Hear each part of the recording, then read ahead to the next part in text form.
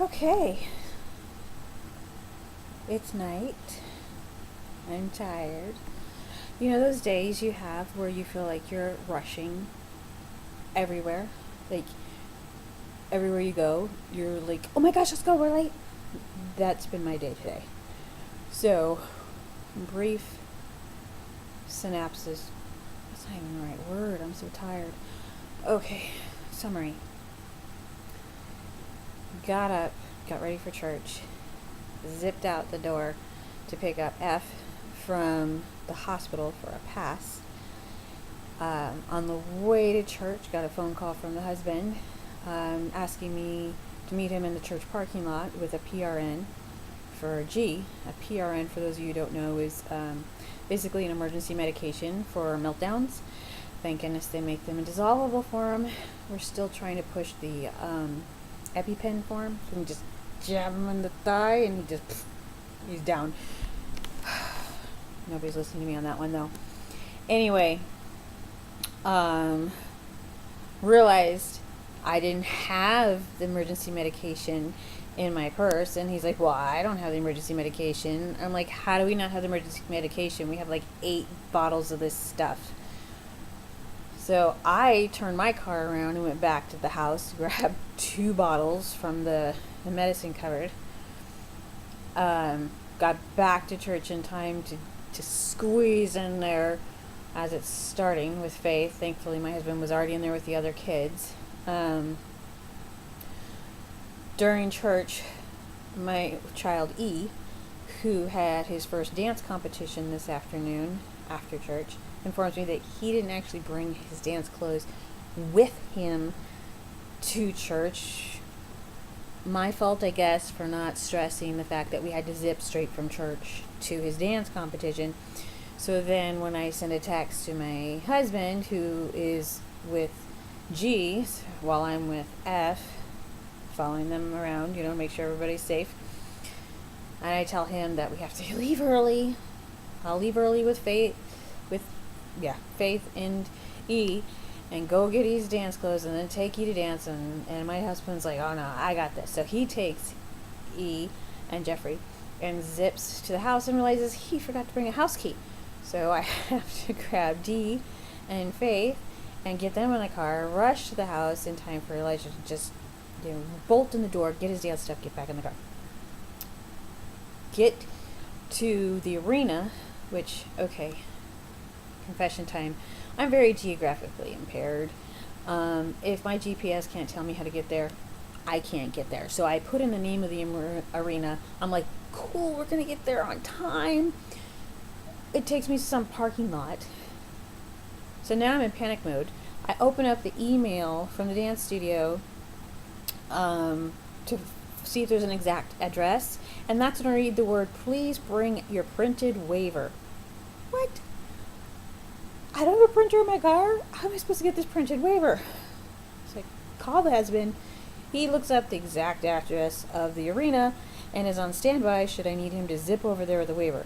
Thankfully, we finally get to the arena with 2 minutes to spare before his dance team is supposed to check in. They had a waiver printed, so I could just fill it out, leave him there.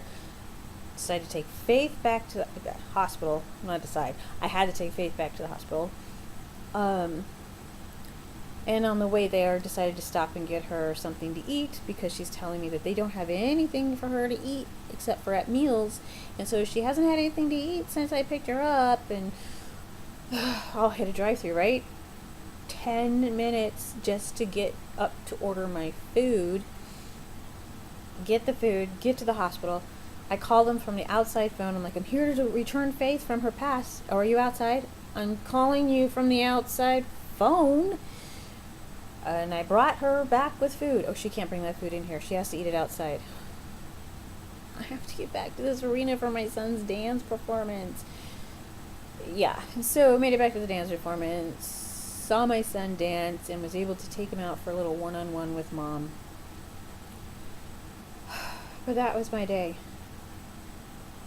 But something's been bugging me all day that I wanted to share and I'll try to make it quick because I learned from my first video that was just way too long, and I apologize for that. And if you made it through that first video, wow, kudos to you. So if you did see the first video, you saw that Faith got in trouble for smuggling a spork into the school gym. Sporks are considered contraband because you can use them to hurt yourself. Like, you know, in prison, they don't let the guys keep the silverware because they'll make the little shiv. And yeah, same thing in a mental hospital.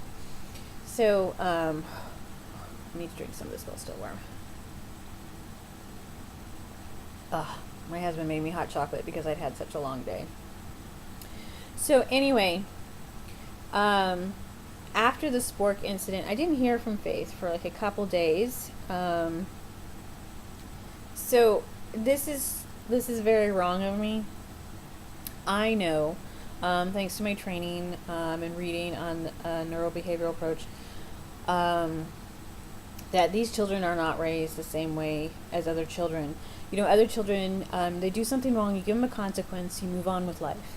They figure it out. Oh, wow, that consequence really sucked. I don't want to do that again. And so they don't do that again. But children with FASD, the brain damage is just like, they don't retain the fact that they had this consequence, or they don't tie the consequence to what happened. It's just like, where did this come from? Why are you being so mean to me? I don't understand. So, I know this, but when Faith finally called, she was trying to tell me something good, something she had done right. But instead, I was still focused on this ridiculous spork. And so she's telling me this good thing, and I tell her, yeah, but what about this spork you tried to smuggle in? And Faith's first instinct is always to lie. Now, there's two different things, and like I said, I'm going to try and keep this short. There's lying and there's confabulation. So lying, I'm pretty sure you're familiar with. And a lot of times, though, with these kids, what looks like lying is actually confabulation. And confabulation is a real word, first of all. Confabulation. So what it is they have these gaps in their memory. And so they try to fill in the gaps with what they think you want them to say, or what they kind of remember happening, or it gets mixed up with other memories. So that's confabulation. But this time Faith was lying and said, well, I just found that spork. And lying is my trigger. Like, if somebody lies to me, that's it, I'm done. And that's something I need to work on myself, because this kid lies. And I went off on her. Why are you lying to me? I already know the truth. Staff already called me. And so my daughter, the way Faith's brain functions, she can scream and yell for hours. Trust me, we've timed her. There's been like these 2-3 hour long screaming fits. But once she's finished, and she moves on. And I've actually had to have these discussions with her. Not that she remembers, but I have these discussions with her about, just because you're over it doesn't mean I'm over it, and I need time to calm down and process what we've been through. And I know this about Faith. I know that once it's over, and it's no longer there. So for her, when I brought it back up again, she couldn't understand why. I mean, this was in the past. She was done talking about it, and I wasn't.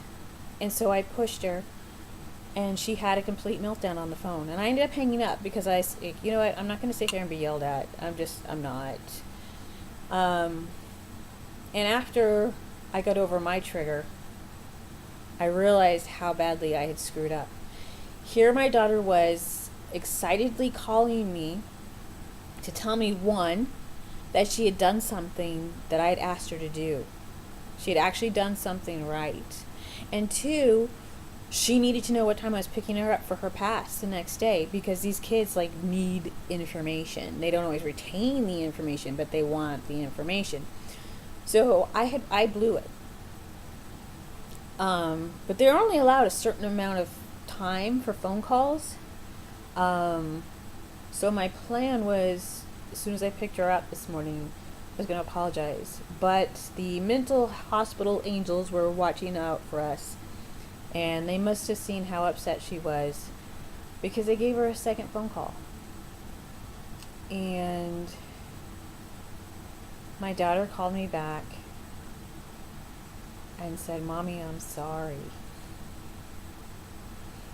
I'm sorry I got angry at you." And I had to tell her, "Sweetheart, I'm sorry." And she said, "I don't want you to be mad at me when you pick me up in the morning." And I promised her I was not mad at her. That I loved her, and I was looking forward to seeing her the next day. And so we patched things up. Even though a lot of people like to call me Supermom, I'm not Supermom. And I definitely have my faults. And I definitely make mistakes. But I'm so thankful sometimes for that brain of hers and Jeffrey's that move on quickly. Because sometimes it can be a blessing. So for those of you dealing with FASD like our family is, there's going to be these imperfect moments. And the good news is you get to try again the next day. And the next. And the next. Deep breaths. Have some hot chocolate. And try again tomorrow. Speaking of tomorrow, make it an awesome day. Good night.